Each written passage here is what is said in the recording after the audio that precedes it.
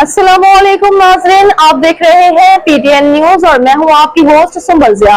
शामिल करते हैं आज की अहम खबरें। समड़ियाल में कानून नहीं कब्जा माफिया का राज, शहरी अपनी ही जमा पूंजी से महरूम हो रहे हैं।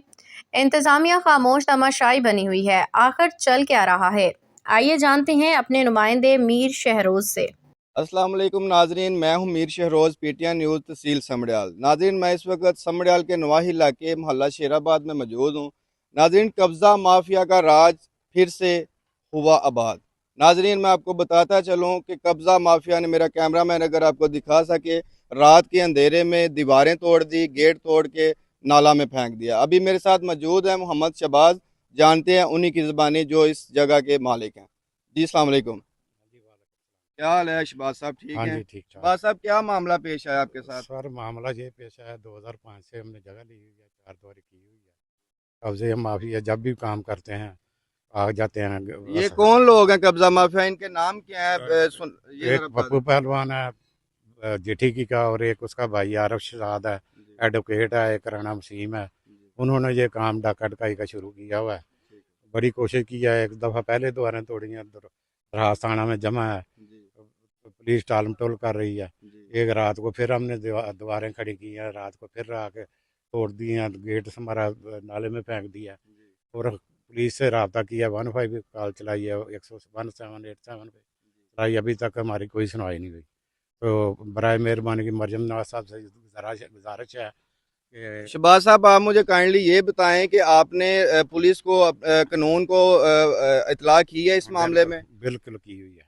तो किसी ने आपकी बात नहीं कोई सुनी? नहीं, अभी तक कोई नहीं इधर आया ही नहीं है, दोबारा देखने भी नहीं आया।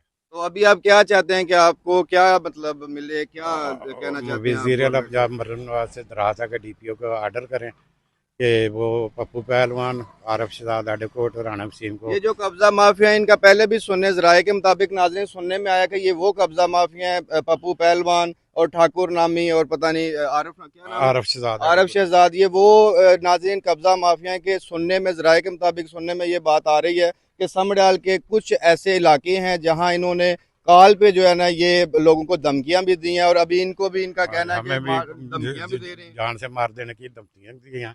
नाज़रीन, ये कब तक ये निज़ाम चलता रहेगा?